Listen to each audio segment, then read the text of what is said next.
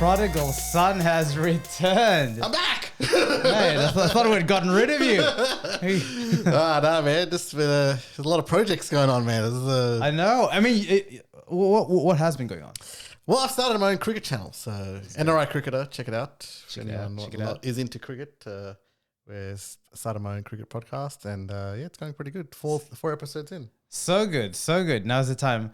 Listen, mate, you've come back after a while. Yeah. Like you're knocking back into the show, and then you gave a list of topics, and I'm like, what? You basically started like we did, which is the Harami episode. you want to get us kicked out? That's all right. That's all right. I see how it is. I come with fire, man. That's how I roll, man. All right, Dylon. I see you want to spit some hot fire.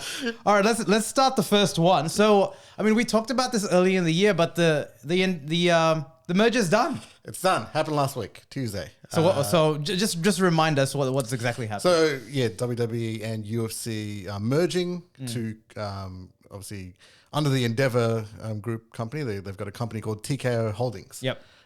Which they've merged into this one group. Obviously, they're going to be their separate brands, but they're all going to be part of this big company called TKO Holdings. And we saw, last week a big sort of ceremony at Wall Street with, Dana White, Ari Emanuel. I saw the photos, yeah. Triple H, Vince McMahon with his little Mexican mustache. I need to get that mustache. I don't know where he got that, but it looks fake. But they're a massive, big company, and obviously a lot of reporters are there asking questions and stuff like that about like what does this entail? Is there crossover potential? And we'll get into it. What do you think? Yeah, I mean, I thought what I thought at the time. Like it was interesting from a business perspective. They put I think I read somewhere that like the valuation in the TKO structure, was it TKO? No, it's not. Was 21 million between both the UFC and the WWE. Billion. Yes, billion. And 12 of it came from the UFC. So obviously the bigger puller there. So I think it's interesting the synergy in terms of like to be that one destination for sports and for fighting. And the UFC is doing so well. You say it is doing well. It definitely is doing well. Over the two brands, it has more momentum in terms of eyeballs and definitely growth there. So I think it makes sense. Like us as content creators are more interested is where did the synergies come? Because definitely there's a business play. I can see it and all the fun stuff that investors would be interested in. But like, where do we get like Sugar Sean O'Malley coming in and, these like fucking pink head and shit and all that? Like, where do we get Roman Reigns just to come in and actually wrestle with these guys? I think, what's interesting, right? Look, it's not going to happen. It's not going to happen initially because I think this is first and foremost a business deal. Yeah. It's a business deal, right? There's going to be some synergies maybe from a business executive level. We've yet to see it into play. And to be honest, I'm more interested in like the business drama between the personalities. Yeah, both companies have got a lot of drama, right? Yeah. We've seen what happened with the WWE last year with Stephanie McMahon and her dad and her husband. And like there's a lot there happening backstage. Of course. But we've also seen it with UFC and Dana White. Yeah. And, there's a lot there. So, I mean, it could be quite tense, I guess, with all these different personalities.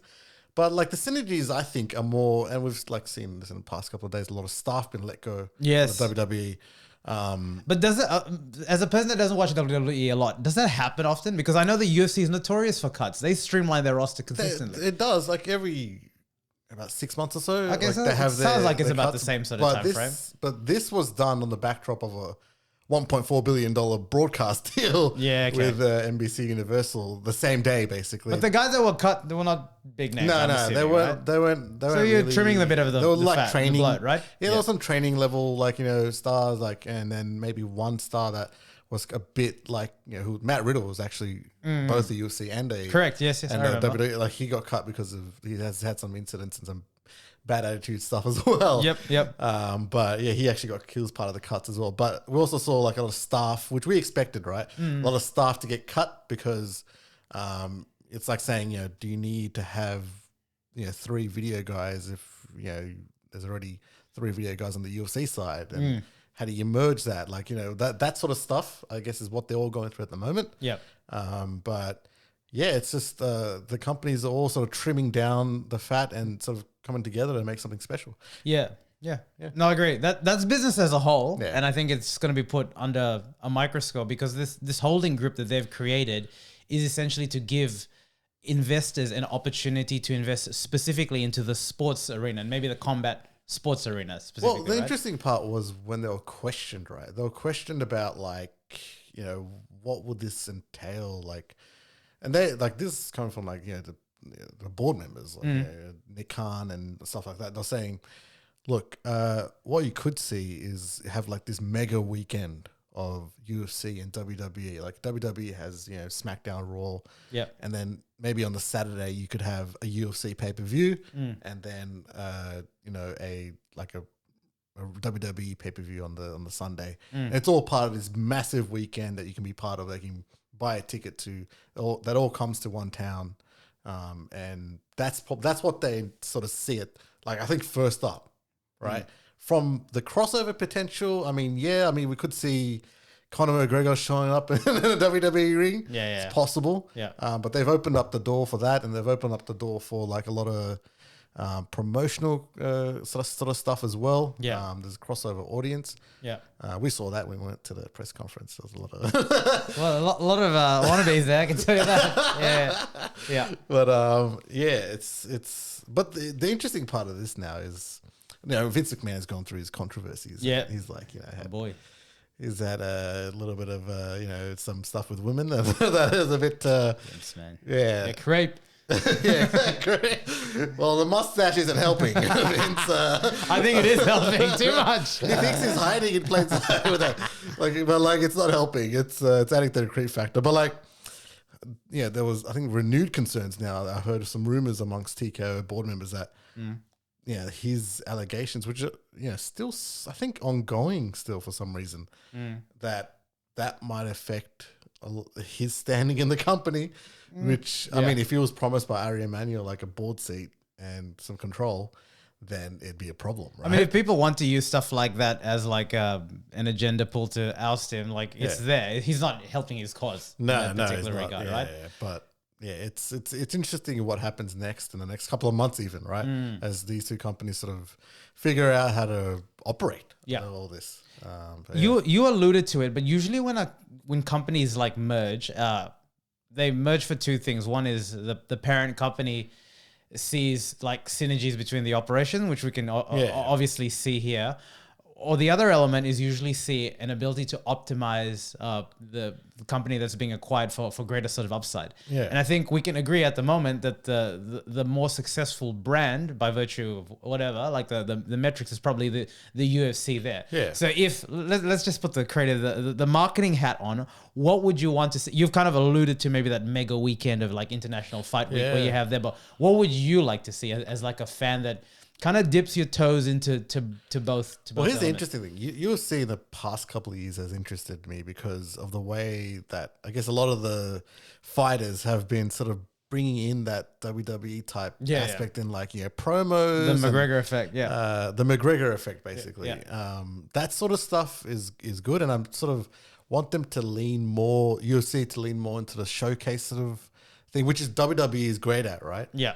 And I think the other way around, even UFC brings a lot of that realism sports to it. If you inject a little bit of that into the WWE product, I think that'd benefit as well. Yeah. So it benefits both ways, I reckon. Each can learn from each other. And definitely, WWE used to do really good video promos, which UFC does as well. Yeah. I can see some synergy there as well. They can really, the creative minds of both companies meeting to create some really good video packages as well. So there's a lot there that they can do. But yeah, for me, it's the way that they can learn from each other. From the showcase aspects of it, how like a WrestleMania looks, right? I want some more of that.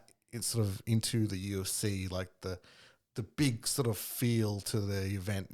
We see UFC events and it's just the cage and it's a light and it's very simple. It works. They're all sold out though. Yeah. They're all sold out, right? Yeah. But imagine like a 100,000 seater stadium, right? Yeah. And the UFC, that would be nuts. Yeah. Having like a UFC on the stage of like a WrestleMania type crowd, that would be a spectacle to see. I think. And that's something I definitely want to see go forward. I'm kind of intrigued at like, is WWE a pay-per-view model as well? No, so they've gone the streaming Yeah, route, they've right? gone So the they used to streaming have route. the WWE Network, their own streaming thing, and then they made a deal with in America, NBC Universal, and then they put all their content onto there. And but I mean, man, now that these two are merged, these two are so big, the $21 billion company, they could start their own streaming service. That's what I was thinking. Yeah, I think this. I mean, the UFC Fight Pass is actually amazing. If you if you consume all of it in totality, it's pretty big there. But I think I think in the first couple of years, it almost.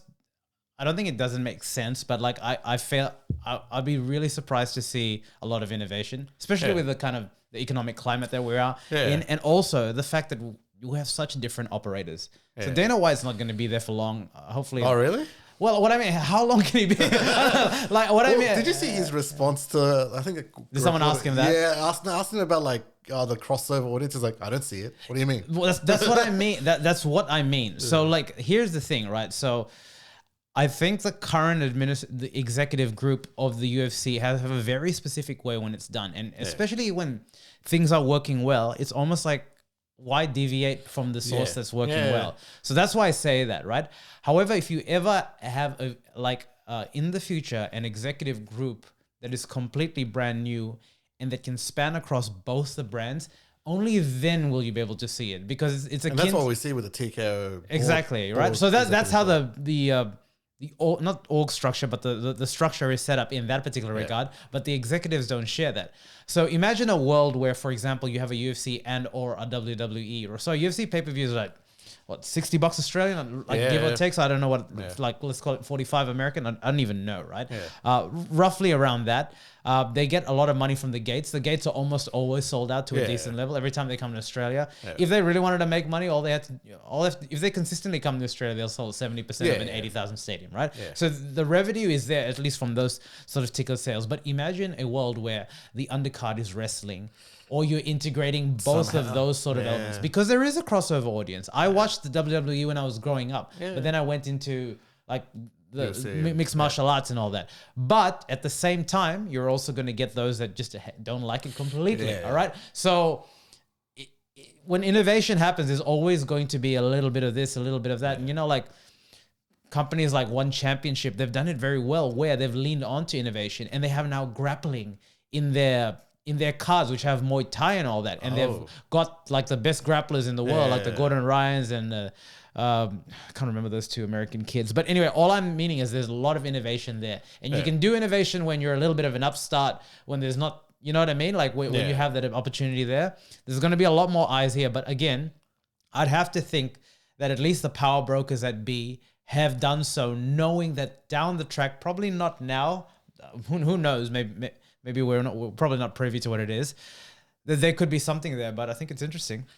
Yeah, imagine something. This is where like the creative aspect of it for me, I think, can work. Yeah. Imagine like there is like a WWE feud, right, between two people, and there is some real. Sometimes, like in WWE feuds, there is some realism in the fact that the two people actually don't like each other. Yep. Like they actually legit don't like each other, but they have to work with each other to tell this story, right? Mm. Imagine like they're telling this story and they're like, I want to verse you in a UFC fight. Yeah. And I'll do it at UFC, 297 or whatever. Yeah. I could see that happening where two people who don't like each other at all want to beat the living shit out of each other for real. Yeah. And they're like, okay, go to the UFC and do it. Yeah. Can I give you like a weird one? What? Interdiscipline tag team, meaning you have a wrestler and and a UFC fighter versus a wrestler and a UFC fighter. They're like, honestly, if you like open your mind to like what it could look like now that you have X, there are a multitude of things you could do. And here's the thing, right? Like the crossover from UFC to WWE has been happening for like 3 decades now. Yeah. Even like, I guess you could call Kurt Angle, right? He was he was an Olympic champion. Yeah. He did like a lot of amateur wrestling. He did like grappling wrestling and stuff like that. When he started, like he was just winging it mostly. He started, but he learnt so much so quick that he became like a household name. Yeah. Right? Like the aspects of the showmanship and all that in WWE. that type of stuff I can see going on back and forth, right? And we've seen CM Punk try UFC before, and Brock Lesnar, and that's gone the other way. Yeah.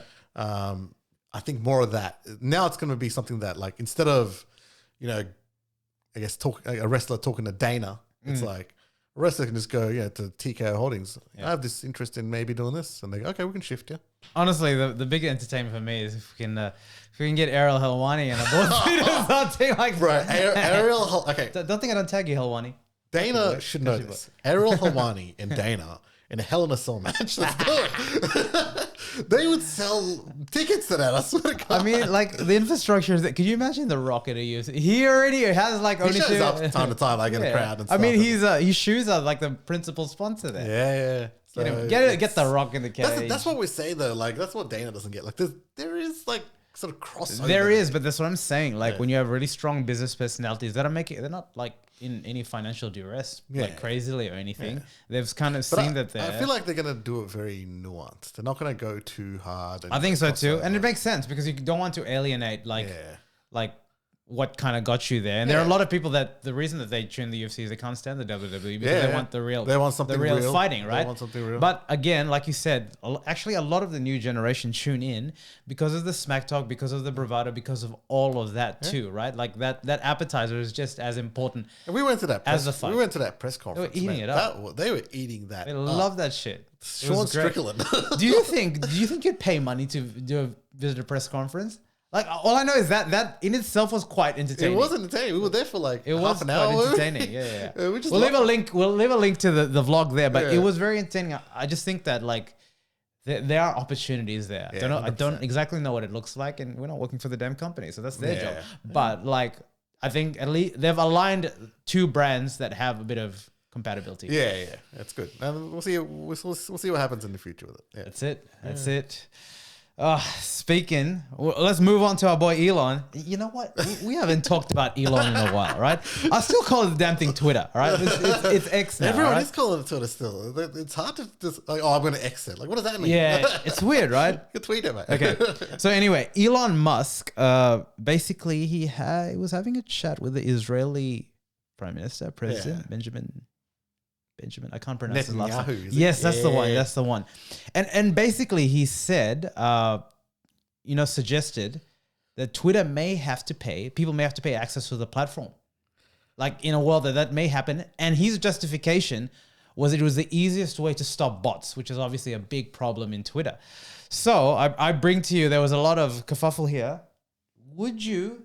Firstly, you don't use Twitter that much anyway, right? Like, I don't think we're like power Twitter users, not us. Well, I'm more of a viewer than a tweeter. Okay. Right? So my question is, if it was $5 Australian, we're in Australia, by the way. Just to view it. Well, just to use it. Let's just use full service because I think the paid version is $8.99. I don't know if that's US or whatever, right? But like it's around that.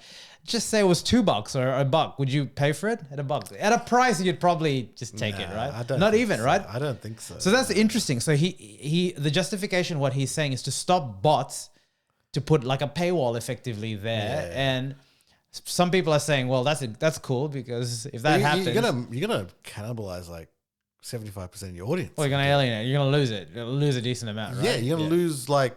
I'll stop the bots though. He loves stopping the bots, but I don't know whether it would work. Well, people are saying it's interesting because this is all obviously coinciding with the fact I don't know the figures, but Twitter is not exactly in financial heaven at the moment, right? Like the bleeding money. Elon's kind of reported that in the past. I think ad revenue is dipping, and they're finding ways to try and figure out the Rubik's. I'm still calling it Twitter. That is X. Between all the branding and all that sort of stuff. So it's interesting, people saying, are you really trying to stop bots or get an additional revenue source with everything sort of plummeting? Because, we talked about threads early in the year. Yeah. I will say, I think it's going to be very difficult for any new entrant to permeate this sort of space. Twitter's kind of got it. But as a whole, do you think people are moving away from social media? Is that there's a more social consideration and constant for change there or no? No. People are using it more. You reckon they're using it more? Yeah. Especially TikTok, at least. Okay, hold up. So I think, okay, do we agree that Facebook's up or down in terms of Facebook's usage? down. Facebook's down, right? 100%. Do you think Twitter is up or down? I don't Call know. it net I don't neutral. know. Yeah. We know Threads went up and then it went down. Went right? up. Everyone, To be honest, like, what is this? And there's like, it's shit. Went down. That's a V curve. That's a upside down V curve. But like, I guess when we think about it, I think I'd be intrigued to see YouTube stats, but I think videos where it's at. I think people. That's why TikTok is going gangbusters right now. I think so too. Yeah, which leads me to my like other point, which is like, given it's so hard there, is there room for Twitter, in the motor that it has, the amount of consumers that it has, to reinvent itself and become super relevant? Because it's one of those ones where if you were to present Twitter to a boardroom in terms of to investors, the business model, you'd say it's, and didn't call it Twitter or X or whatever, you'd say it's good, but you have a baseline of what it was before, and it's getting, anything that has Elon has just so much press and magnifying lens there. Like, where do we feel Twitter is at now? And generally, I don't know, do we think that it would survive with having a paywall on it? So, Elon. I'm going to tell you something. Yeah. This is my theory on all of this, right? Yeah. Elon has been trying to get his WeChat clone for ages. Yeah, he has. He's been trying to get that for a long time.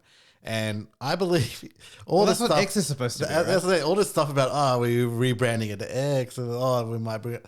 This is all just like nonsense to justify him sort of going, I'm going to do this massive redo of that whole app. And that app being X or like a new app? X. Yeah. And he's going to redo that whole app and go, this is what it is. And it's going to be I'm going to put money on this. It's going to be a WeChat clone. You can do your shopping, you can chat there, you can do everything.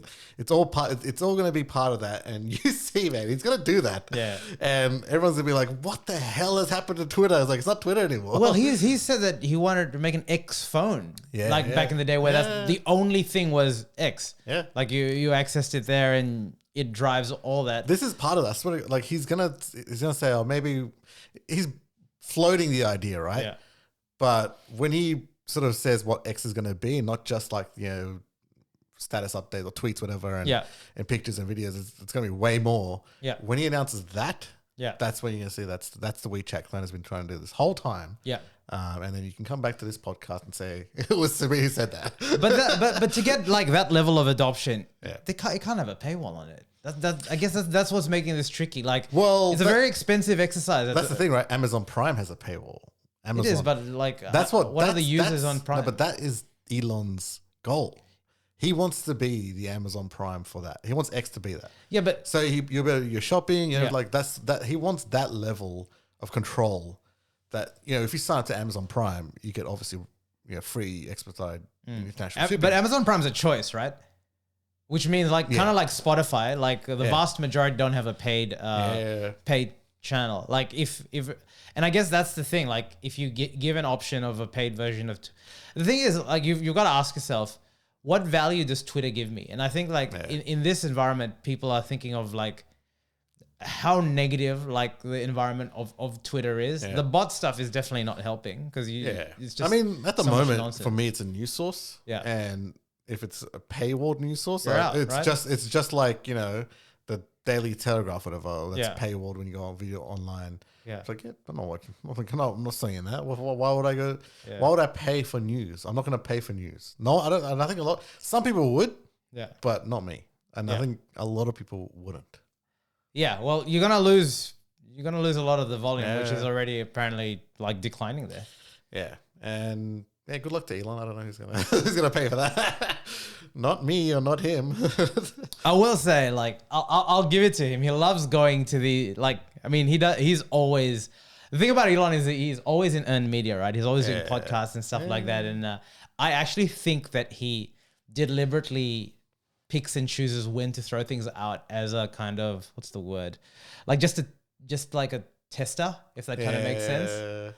Just to better sort of understand it. But yeah, good luck to Elon. Good luck to Elon. Speaking of another podcast, your boy Adin Ross. Is that his name? Adin, man. What's happening, man? Why are they picking on Kim, man? Like, surely no one believed that this was real. Come on, I don't know, man. Was Tate in this video? No. So yeah, Adin Ross, popular streamer, and Popular is it? Rumble or Kick, I don't know what the hell he's with. But he went on there and he was like, "Man, I'm getting Kim Jong-Un on my stream this week." Yeah, right. And What sort of numbers does this guy pull? He pulls a lot. He pulls millions, right? Tens Like of millions. decent. Yeah. He's the reason why Kick exists. Yeah, right. Like he's signed to Kick. Yeah. And like everyone was like, "Wait, is he getting like he is big? Adin Ross is big. Adin Ross has been seen around, hanging around Dana White and also like he's known amongst celebrities. And hang out with Tory Lanez before Tory Lanez did all that shooting. But but yeah, like he's big, and everyone was just stopped to be like, wait a second. Maybe he could get Kim Jong-Un on, and like everyone was hyping it up, and then his stream started, and it was the impersonating. But no, it was a good trick. It was a trick though. I don't know. It wasn't like. So what did you say? The Koreans didn't like it. Well, I heard there was some rumblings that the Korean government was not happy. The hell, the Korean government. What are they going to say? They're not happy about a lot of things. They were just like, oh man, they didn't like the fact that he used his Kim Jong-Un's name to get search to get clicks and views, and like it's just like, yeah, man, Adin Ross not allowed in North Korea. Not a lot of people allowed. Only Dennis Rodman, but he's not in that league class, unfortunately. Adin Ross. I saw a video that Andrew Tate was on this video. Is this like chopped up weirdly? Well, it must have been. Adin Ross does talk to Tate a lot. He's one of the few. Maybe did like a follow up or something, because it actually is like I haven't really heard much of Andrew Tate in the last couple of months. I think he's still laid low since he's got. Well, he's done a little bit of his things, but yeah, he has laid low, which probably should, to be honest. Yeah, it's good. It's good for him. I mean, he needs to sort of lay. He's in. I think he's still on house arrest. I don't remember. But stay on. Man, it's a cheap trick, man. You don't need to do that. Like it's. Come on, yeah. I mean, like if we said that Kim Jong was going to be on the show, would you tune out? Like, who knows? He might just be asking next the week. question. He might be. You never know. Like this guy gets a lot of guests. Right? You never know. Nah, it's just earned media. Like, look, we've seen it. Like, I'm gonna do a hard pivot here, but like the American presidential elections, Vivek is like shooting up in terms of the polls, right? Vivek, bro. There's been a lot of Vivek talk on the I've been watching this podcast. Vote for Vivek. But what I'm saying is like he doesn't have obviously the donor base that the establishments do, but what he's doing, he's on every podcast. Yeah, he's hustling, man. You gotta hustle. He's generally like, but he knows his audience as well. Like he knows that like the old, and we've seen this already. Like I've seen some TikToks that are saying, "Oh, that Vivek guy is." He's a Hindu. We're not going to vote for him. Yeah. Like he's not going to get that crowd. Well, never. That's not the crowd he's going for. He's never going to get that. So he's smart. He's like, all right, F that. I'm just going to go for this 18 to 34-year-old demo, which I know I can get if I talk to them like a real person. I think we saw Vivek on Jake Paul's TikTok. I haven't seen it. Was it TikTok? See, honestly, they're like hanging out, and then Jake Paul's like, oh, it's so cool to see, a politician, actually talking to young people. Yeah. No.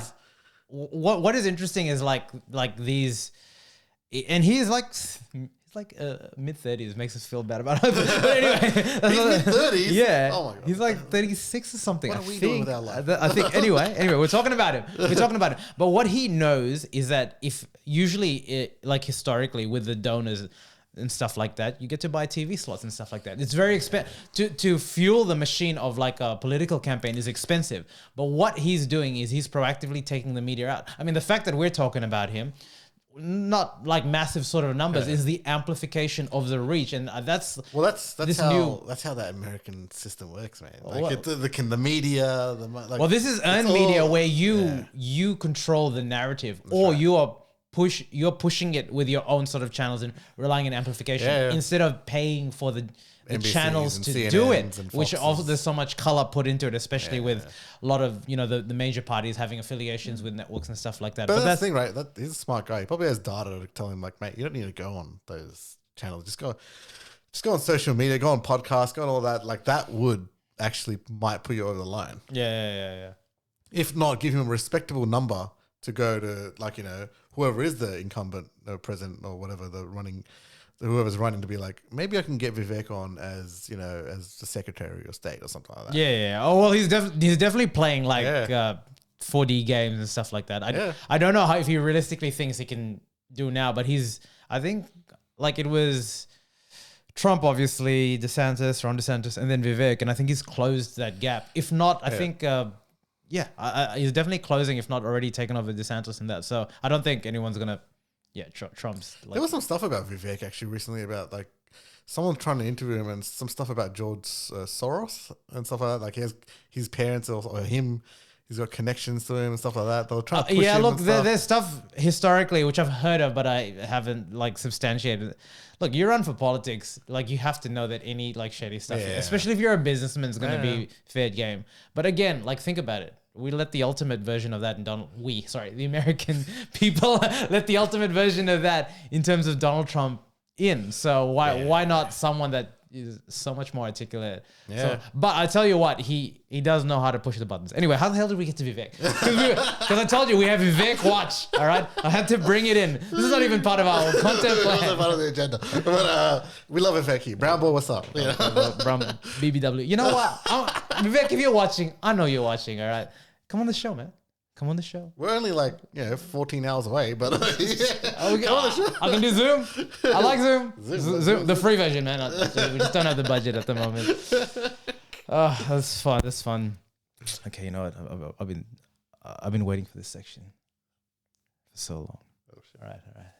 It's the Broncos, baby. It's the Broncos. This is going to be the most biased analysis of the NRL Grand Final, but we have the Brisbane Broncos taking over the Penrith Panthers for the 2023 NRL Championship, not World Championship, because we ain't Americans, mate. We don't claim to be world champs of everything. Specifically New South Wales, specifically in Australia. But man, I'm so happy. You've been watching a bit of the footy or not really? Yeah, but I've been watching it. Yeah. I was gonna say it's great that Brisbane's made the Grand Final. I think that here's the thing. Do you go for a team? Is it Canberra? It was the Raiders. The Raiders. Go the Raiders. Why do so many Indians go for Raiders? I don't know. It's it's a genuine thing. I have a lot of Indian mates that go for the Raiders. Yeah, I think it's you guys colorblind or something. We can't see it's the bright green against us. We love Laurie Daly. He looks kind of Indian. We could mistake him for Punjabi, maybe. I don't know. He looks kind of like him. Anyway, you're watching the footy? Yeah, we're watching the footy. I mean, it's great that Brisbane's made the final, but I hate to be the bearer of bad news. Penrith, man. Dude, they are they're hammering teams left, right, and center. So I'll tell you what. Firstly, Penrith number 1, Brisbane number 2. It's so so yesterday's game, Brisbane versus the Warriors, I was pretty nervous, right? Because the Warriors played tough. They were tough in the beginning. We got allowed forward tries. It's in Brisbane. What do you expect, Warriors fans? We were always going to win it. We were always going to pay off the refs. All right? Don't call it Warriors fans. We don't want them after us. All right? So, but what I'm saying, so 1 versus 2, they actually have the same amount of points. Yeah. So they won the same amount of games. Penrith is superior to Brisbane. They scored just about a little bit better than Brisbane, but they defend better than the Broncos. So you're right. They're clinical. I think they've been in the last 3 to 4 grand finals. But I think that's what you're right. So Penrith versus the Storm, 38-6. They got trounced. Yeah. Hey, Brisbane versus the Warriors, 42-12. What I mean is the two teams have been the dominant teams are running on a collision course. And all you can say for any sort of premiership is great to have the two best teams representing. I'm kind of sick of the Panthers. I just want them to lose. Well, that's the thing. So everyone is. I think. If you think about it, unless you're a Penrith, who the hell's a Penrith fan, man? If you're a Penrith fan, put some comments below. Shout out John Biddles. Shout out John. Actually, you know some damn Penrith. Block them on Facebook. But you're right. Penrith seems to be, unless you are from Penrith or you've supported Penrith, of which I know. People don't like the Panthers. Jerome Luai, they rub people off the wrong way because the other thing is, we've spoken about this ad nauseum with different things in sports, but Australians hate, there's a tall poppy syndrome here. As soon as you have someone winning consistently, they like to chop him off. And I think Brisbane, it's our time. We got Reece Walsh, the new wonder kid. But do you remember so I'll tell you the story about Brisbane, right? 2 years ago, we were the wooden spoon. So I know people forget that because the thing is, if you don't follow rugby league, Brisbane is not exactly like, it's a glamour club. Like they pull big numbers over there. It's a very prestigious sort of club. But you wouldn't think that 2 years ago we were the wooden spoon. Yeah, so wooden spoon, like for those that don't know, is just basically the bottom of the table. Yeah. So in 2 years, they've turned everything around. Yeah. And the interesting thing about the Broncos sort of fan base is a lot of the kids that they have, they developed them.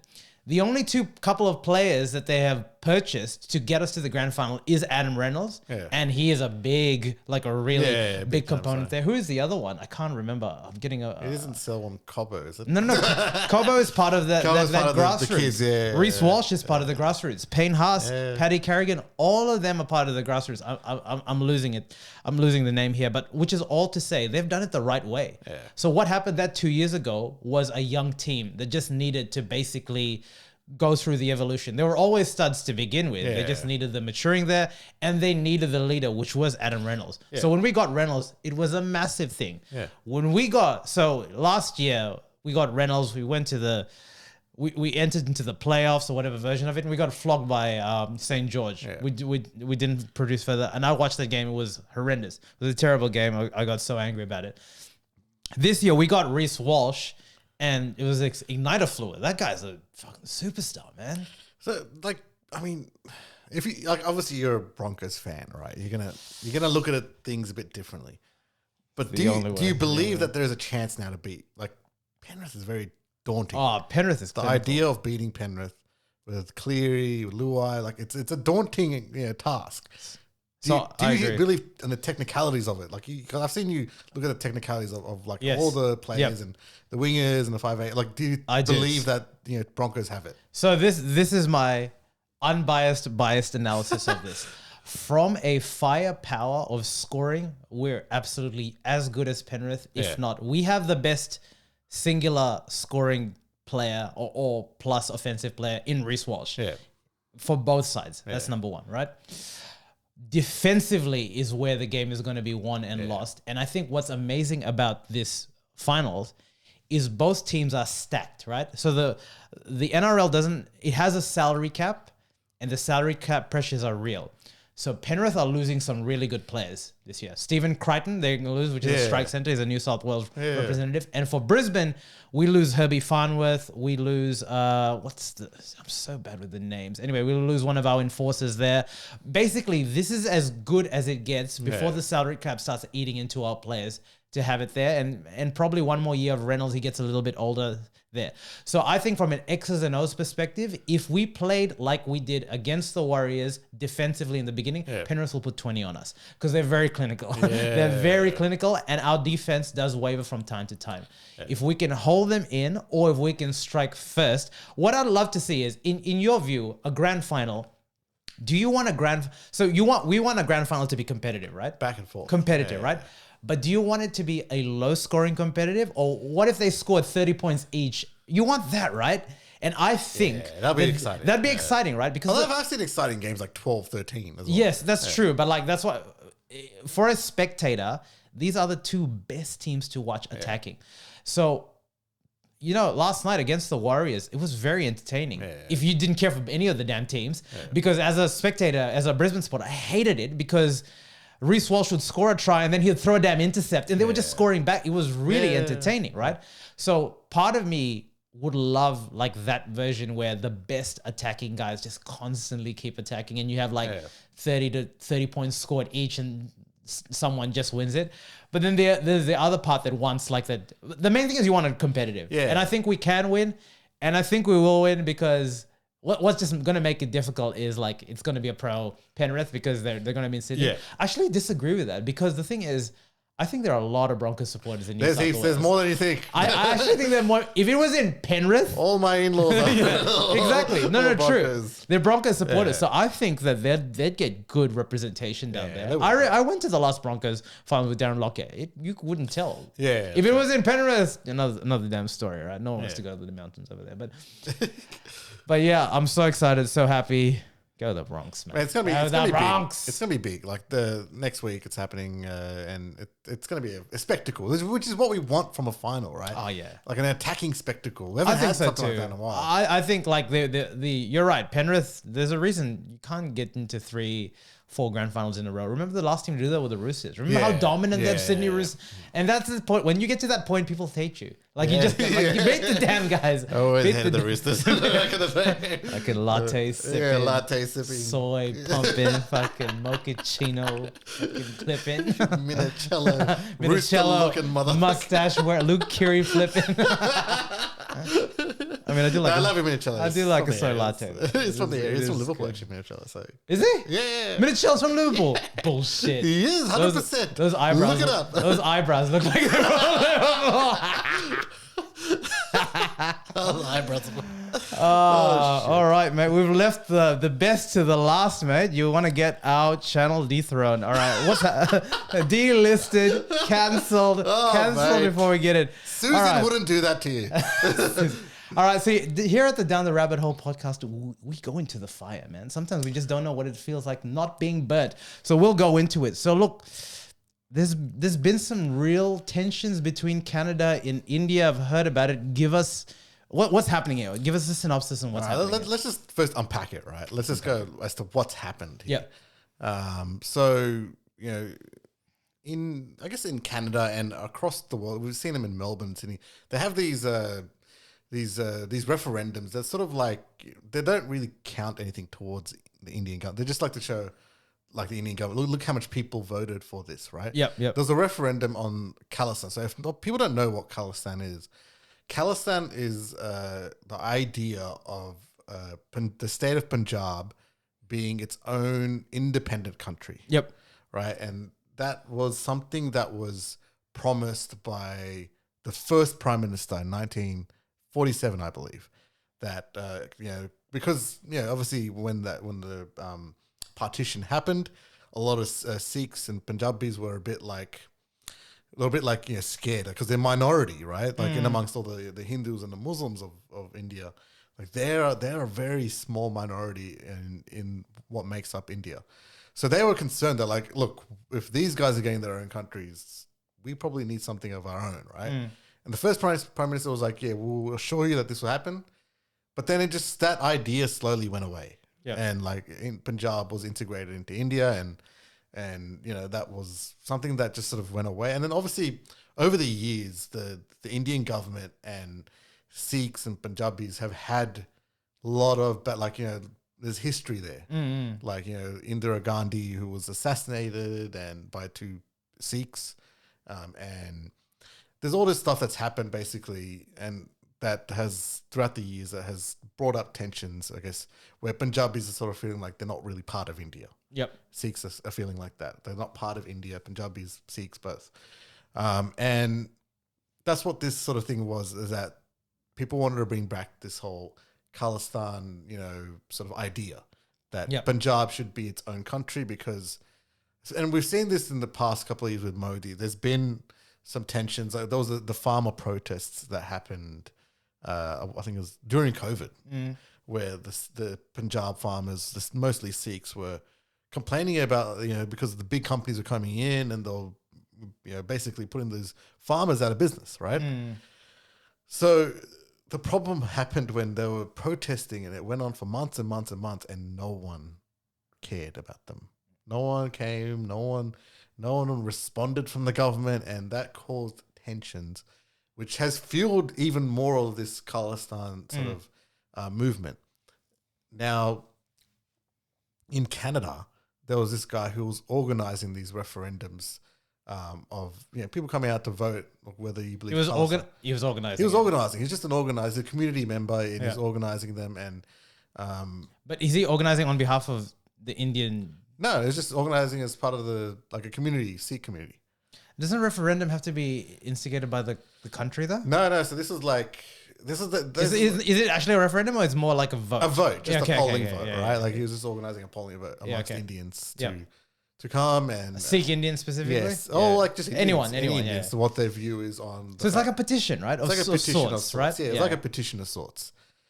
And yeah, he was doing this, and obviously the Modi government is not really liking any of this type of stuff. Obviously when they came here, Modi, there was a lot of protesters that were doing this stuff as well, and they were sort of silenced and told they can't come towards where Modi was, and it's just there's been tensions amongst Indians and Khalistans we've seen fighting happen on Melbourne streets actually recently this year, and yeah, it's just gotten into a situation now where that guy who was organizing those protests got murdered. Yep.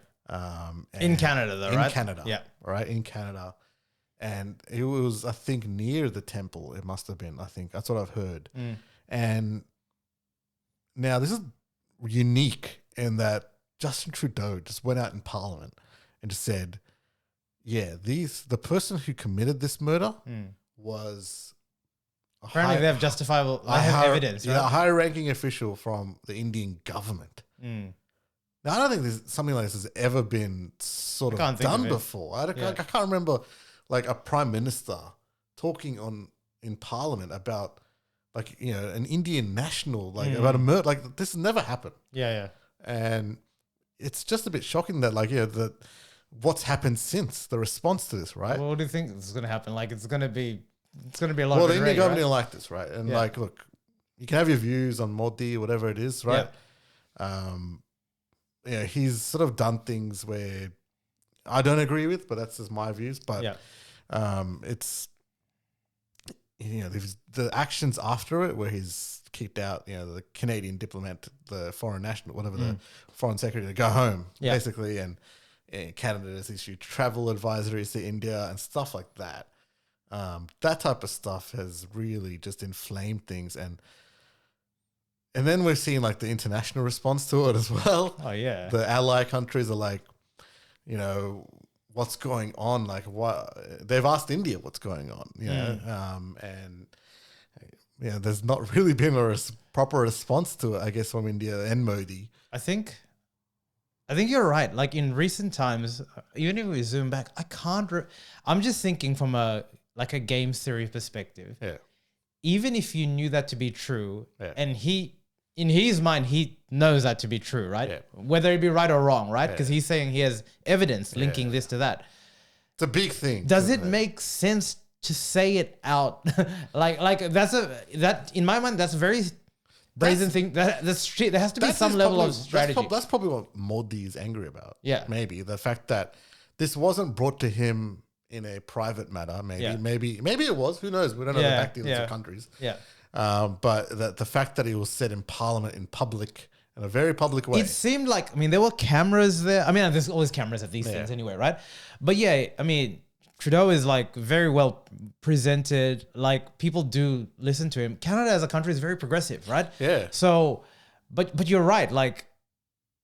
I don't know how much exports, imports, and interactions from a trade perspective India and Canada have, but it's massive. It's massive because there is a massive Indian contingent migration, there, right? Yeah. But that's what I mean. When you do that, you have effectively put a massive wedge that who knows how long it'll take to heal, right? Yeah. So I can't imagine that someone like Trudeau would not think about the full implications of a statement like that, which again makes me feel what was the actual outcome, apart from maybe the fact that he just felt. Well, this is the thing. This has got to do his version of it, at least. A lot with world politics going on at the moment as well, right? With China has lost favor amongst a lot of the Western countries, right? They were looking for someone. They were looking for a replacement of that. And look, I don't agree with Modi and all the stuff he's done in the background, but what they were doing with him, I found a bit egregious. And the fact that because of the fact that they were trying to find this replacement for China, that they were propping up, Modi and India, without really knowing his background and stuff like that and all that sort of stuff. We saw when he came to Australia, creating a massive show in Qantas Bank Arena. And he's got 20,000 people there. But I don't know whether that was the right thing to do, right? With all this sort of thing, all the stuff, the background he has, any other prime minister, great, do it. Yeah. But it's just a bit, there is controversy there. Why go there? And then why, like you said, why drive a wedge amongst the Indian community? Why do that? Yeah. When I don't know, it's just it's tricky. It's a tricky situation where there's a lot of world politics now involved, and Australia's made these deals with India as well recently, and Canada is asking Australia to ask India to go like, what's up? Well, a lot of these alliances, these intelligence, like whatever you want to call it, committees or intelligence waves, are from like variety of countries too. I think I've saw in the news that it was mentioned Australia was one of it. Yeah, it too. So I almost wonder if the interesting thing is the US is quiet on this. Of course, they're quiet on this because they're trying to think, how do we play this? So the US has got their own problems. Like I don't know, like if we say something, it could. Because they're looking at world politics as well. Like if we say something, China might take this and this, and so there's a lot in this. This has major implications on a world stage. Yeah. But at the end of the day, it is tragic that someone has passed away. Of course. Yeah. But again, like you said, like I don't like to use the word fascinating, but like of recent times, we haven't seen such an overt communication of such a thing, accusation towards a country, right? Like it's just. Yeah, and like, look, I am of Indian descent. So to me, it is heartbreaking to see that this is what my country has sort of come to now. Yeah. In that aspect, like we used to be a very secular country where everyone's involved. It doesn't feel like that way anymore. And I'm just sort of like thinking, this is not how we want to be seen on the world stage. We don't want to be seen as China's very got that warrior state. That's not how we want to be seen. Yeah. We're much more than that. Like I feel like we can be much more than that, and it's just, it's a bit heartbreaking, that this is the route that we're going, and I feel like we should definitely like look to do more better. Like this, I'm sorry, but like they've got to work out this whole situation with Canada, because Canada is one of their biggest partners in migration. I think so too. I think that's what makes this. Yeah. I think, I almost like think in Canada issuing travel advisories, like come on, man, like this, there's no travel advisory to go to India at the moment. Like it's a bit, it's a bit over the top as well from Canada, but I think that's what a lot of Indians are feeling as well. We just don't know what's happening behind that curtain, right? Like there are power games being played. There's massive power games. To what version of it we just don't know. Yeah. We're sitting on the sidelines watching it in Changmedia. Yeah. Oof. But it's just like, I'd sort of end it with like, hopefully they can work it out. Yeah. Right. Because they are massive sort of countries in itself. Canada, India, Australia. We're all part of this big block of countries that have got a lot to do in the world right now. The world, the state of the world there's a lot going on. Yeah. All the stuff with Ukraine, Russia, all the stuff. Like there's a lot going on that we just need to have some solidarity a bit, There's a lot of good stuff going on too. Yeah. That's the irony of it. I mean, India landed on the moon, like to simply do that is such a big thing. So you don't want like stuff like this marring basically achievements which progress mankind as a whole. Yeah, right. And progress India as a whole, man. Like we're much more than what we've been sort of. We're amazing sort of people over there. Like, the landing on the moon. But like to me, even stuff like Bollywood being like the biggest, film industry in the world, bigger than Hollywood. Yeah. Like to me, that's a massive feat that India has. The fact that, we have cricket as one of the biggest sports, it's the third biggest sport in the world. It's, all stuff that India's driven, and we're doing a lot. We can do a lot more. Yeah. And I just think that right now we're not really doing that with our government. Yeah. Yeah. Well, time will tell. We'll see, and we'll definitely cover it in Changmedia. Well, mate, you've come back and come back with a vengeance. It's good. It's good to have you back, mate. Yeah, it's a good chatting, and episode 17. Episode 17, guys. We're here to stay. Like, subscribe, leave some comments below. Just let us know what you want to see. Check out NRL Cricket as well. Links below. Peace. Peace.